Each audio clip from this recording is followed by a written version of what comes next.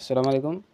আজ আমরা আইসিটি তৃতীয় অধ্যায় এবং ফিজিক্স সেকেন্ড পেপারের দশম অধ্যায়ের ভিত্তির চেঞ্জ সংক্রান্ত ম্যাথগুলো করব, অর্থাৎ বাইনারি থেকে কিভাবে অন্য ভিত্তিতে চেঞ্জ করা যায় সেটি শিখব। তো প্রথমেই আমরা মুড অপশনে যাব। মুড অপশনের আমরা 4 নম্বর অপশনে কেসিও এফএক্স 991 ইএস প্লাস ক্যালকুলেটরের 4 নম্বর অপশনে দেখতে পাচ্ছি বেস।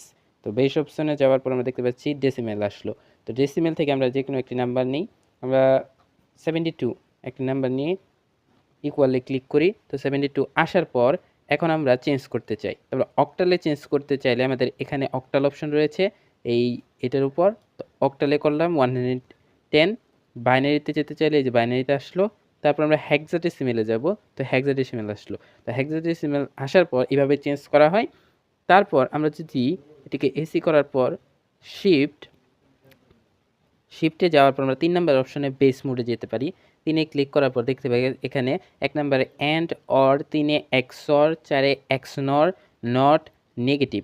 তো নেগেটিভ এটা করা যায়। এবং এখানে যদি আমরা ক্লিক করি তো এখানে আমরা decimal, binary, hexadecimal, octal option দেখতে পাচ্ছি। অর্থাৎ আমাদের অনেকগুলো সংখ্যার অনেক সময় ডেসিমেলে থাকে, বাইনারিতে থাকে, হেক্সাডেসিমেল থাকে এবং অক্টালে থাকে, সেগুলো যোগ করতে হয়। যেমন আমরা যদি একে ক্লিক করার পর এখন ডেসিমেলে 72 প্লাস আমরা যদি শিফট আবার সেই অপশনে যাই, 3 যাওয়ার পর নিচে, তো এখানে আমরা হেক্সাডেসিমেলে যোগ করতে চাই। হেক্সাডেসিমেল আমাদের ছিল 10।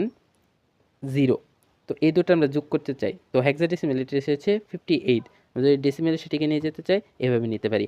একইভাবে আমরা যদি এই শিফট এবং 3 ক্লিক করার পর and, XOR, or, XNOR, not, negative সব কিছু করতে পারবো সংখ্যার ক্ষেত্রে।